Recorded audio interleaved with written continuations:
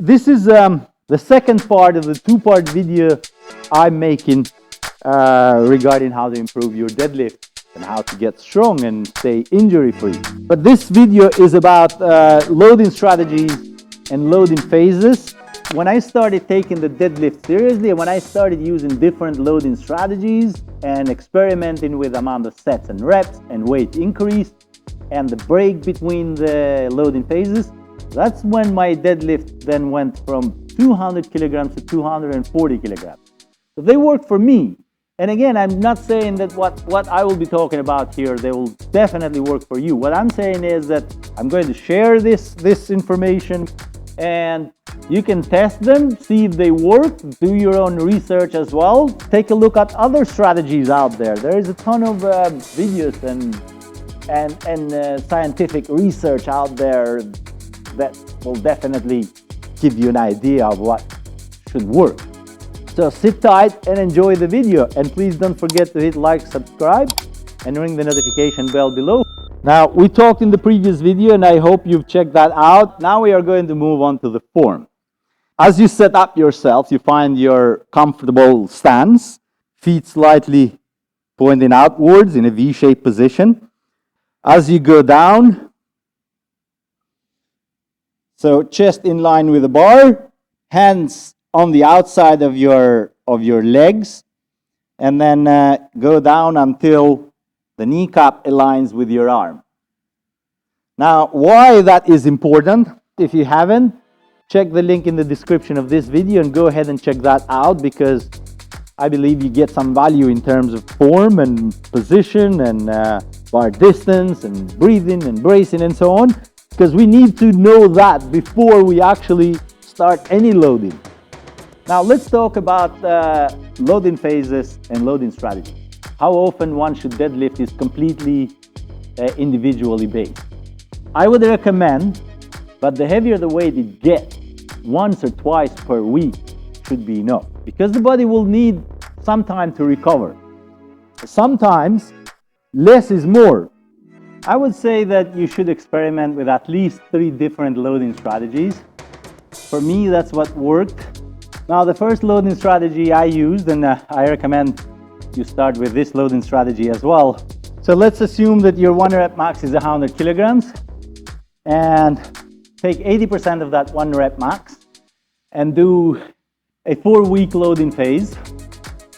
And start with the 80% of your 1 rep max and do 3 to 4 sets of 6 to 8 repetitions, and try to increase the weight by 5 kilograms each week. The amount of sets and reps remains the same. And then after the 4th week, see then if you can increase your 1 rep max.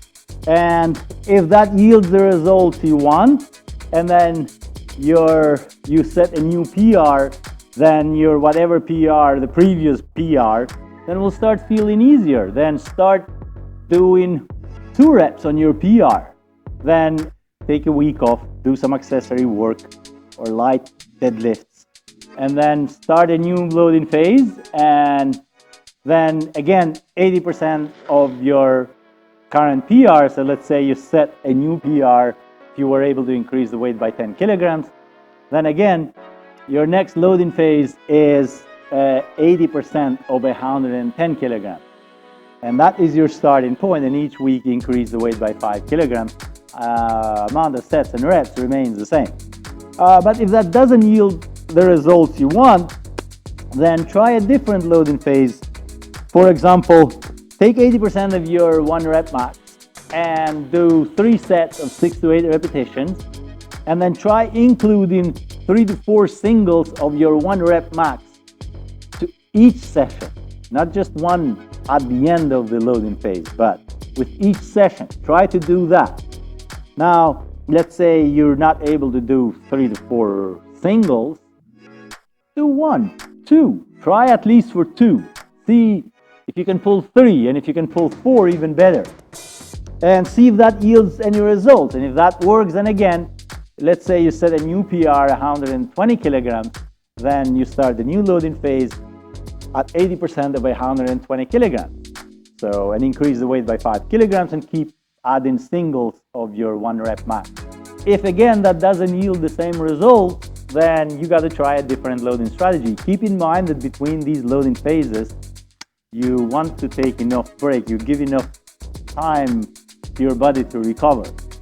So don't force yourself. Sometimes there will be days when you will feel strong, and then there will be days that you feel that you can barely pull a couple of reps on your 50% of your muscle. So, and that's normal. Everybody goes through these phases. I've gone through this, and I can guarantee you everyone out there will tell you the same thing, that there are going to be days when we just don't feel all that strong, and that's normal. And if that's the case, just work out with light weight. So yeah, in terms of break, you don't want to keep the breaks too long, and especially if you're working out with moderate weight, anywhere between a minute to 2 minutes maximum. But the heavier the weight gets, the longer the breaks should be, because your nervous system is not going to be ready with a couple of minutes of break. So you're going to need at least 3 minutes, somewhere between 3 to 5.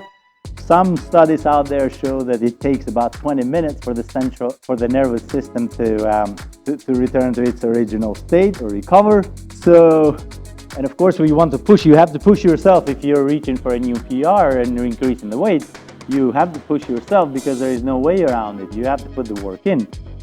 But also know your limits, because the last thing you want to do is get injured. So that's it for this session. Again, if you would like me to create more content like this, please comment below, and I'd be happy to do so.